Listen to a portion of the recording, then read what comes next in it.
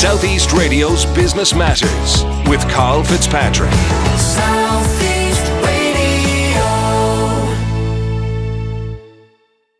Well, before artificial intelligence was even on the radar, my next guest, Alan Gormley from Shopbox, was immersing himself in the technology which has revolutionised sectors over the past few years. Alan, you spent 20 years working in AI for a company that is a world leader in that space. That's right, Karl. Yeah, I guess I was probably one of the early people to be working in artificial intelligence, as we call it now. We used to call it advanced analytics. And I worked for SaaS. So I worked across many different functions in SaaS. But essentially, when I started, I built up a practice around applying artificial intelligence to consumer experience. I built up that practice across Europe. And we became kind of the prototype for how SaaS brought new solutions to market because we launched a lot of products. We got to try out a lot of new things in the market and basically build a whole infrastructure about how you do that. And, you know, that background has kind of shown me a lot about what can be done at the very high end. So we all look at people like Netflix and Amazon. And those guys put huge resources in. But what we really saw at SaaS was the fact that created a lot of barriers to entry for smaller companies.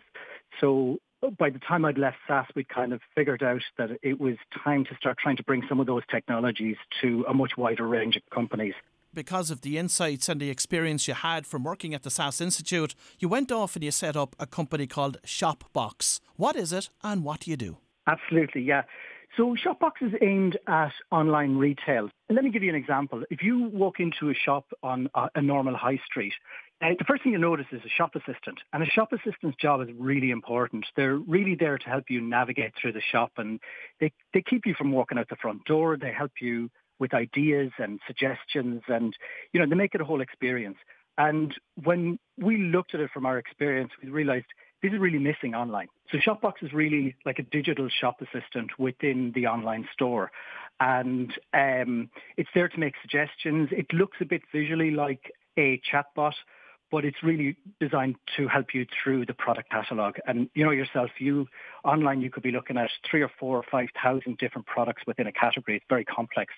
So our job is really to help people through that with the end result that they're more likely to buy and buy better products. And when you went out and engaged with retailers that were transitioning to selling online, what did you learn?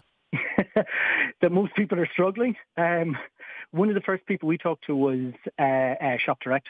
So, and they're not a customer, but I had some very good contacts in there and thought, let's talk to people who are very big and are really trying this. And we got a lot of feedback around, you know, this is hard to do. And that was kind of where we were coming from, was that the vendors make this too difficult to do. So we researched with people like that. We talked to people like Harvey Nichols, like Dubarry and a few other companies where we really started to understand that either they couldn't figure out where they should put the investment, or they'd already tried things and they didn't really know how well they were working. So that was our real initial foray into the retail side. We also, though, went to consumers. So we spent a lot of time just interviewing consumers, watching how consumers shopped online, getting them to explain to us the kind of mechanisms they use to understand where the real friction points were in the shopping experience. We got a lot of value out of that. So a lot of the initial things we put into the product were based on that feedback and the friction points that they identified. Now, there's no end to retailers telling me over the years that it's so expensive and difficult to get traffic through to their website, but it's 10 times more difficult to convert that into a sale. So how is Shopbox assisting in that process? Yeah, great question. So I think people are doing it way too late. So what is happening, especially when you look at things like personalization systems, they need so much data, but by the time you're really using them to try and convert people, you've actually lost most of the traffic already. Or the consumers you're trying to convert have already made up their mind about what they want. So you're essentially trying to stuff a bit more into their basket. We take a completely different view. We start from first click. So our whole concept is around the idea that we should help consumers think about what they want before they've formed ideas. It's much easier to work with them then. When you make suggestions at that point, they engage much better. They use you for research rather than going off to Amazon. And so we find it much easier to drive them through. And by the time they arrive at the basket, you've actually had to inform what goes into that basket. So I think it's about being really early and engaging them before they form their ideas. Now, I know that you're doing a lot of work with DID Electrical at this moment in time. So what impact is it having on their web sales? So we're having a big impact on conversions. I guess there's a couple of different things there, Karl. When we first implemented, the very first thing we saw was that people started to look at more products. Okay, that results in much higher conversion rates. So we see about 3 times the conversion rate for people who use Shopbox than don't. We also see that they buy more expensive products or they buy more products. So by being there when they're forming their ideas, you actually get to suggest things to them that you don't get to suggest when they've already made decisions. And what is the current revenue model for the business? So we're very focused on licensing to our clients because we want them to have a structure around how they pay us. You know, the Google model and the Facebook model is all great, but the problem is you have no idea how much you're going to spend at any one time. So what we do is we assess the impact we're going to have with our clients, and then we set a fee for the year so that it makes it very easy for them. They know exactly what to expect. And Alan, does your software work across platforms, from websites to apps to social channels and everything else? Yeah, so we're focused really on the store itself. So for instance, for DID, we're on both the mobile and on the website. At some point in the future, we'll probably look at getting more into their social channels, but right now we focus on the store itself. So they, as you said at the very start, it's very expensive to get traffic in. Once that traffic comes in, that's where we take over. And what are your plans to grow this business internationally? So I guess we're at a stage where the value we're proving is really excellent. So we're in a very good position to push out. We're starting to push now into the UK. So we're already running campaigns into the UK to go direct, and we're talking to a couple of agencies in the UK.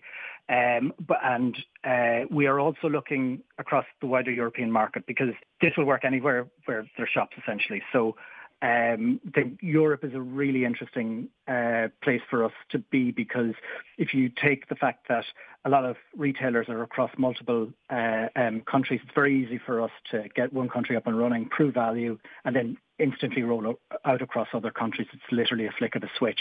So it's a really good model for us to start in small sections of large retailers and then roll out very fast. And of course, more and more companies online are utilising live chat facilities. Is this something that sits alongside Shopbox? Yeah, so we haven't integrated yet, but it's something that we're very serious on the roadmap on, because we can inform chatbots about what consumers are interested in. So they're not starting a conversation from a blank sheet. But chatbots and also human-backed chat. So we're looking at loads of integration points for our technology, because at the end of the day, the AI engine we have at the very center is learning a lot about individual consumers, and we really want to expose it to as many systems as possible to get as much value as people can out of both us and those systems. So we see integration points as being a critical path forward for us. You are currently seeking to raise €500,000 in investment. What are you going to be using that investment for? The real focus right now is the sales and marketing side, because we already have a product that's performing extremely well. It's been running 24/7 for months with zero issues. We're onboarding customers very, very quickly. So we're really happy where the technology is. Some of the money will go into obviously expanding the roadmap on that technology, but the rest of it really is around sales and marketing. As you said, the international markets, that's where our focus is on.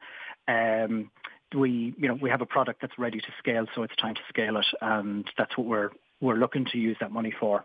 There has been lots of activity in the merger and acquisition space within the retail technology world in recent years. Is the intention to flip this in a number of years' time? Yeah, obviously the trade for us is really interesting. There's a lot of big players. There's a lot of consolidation on smaller players.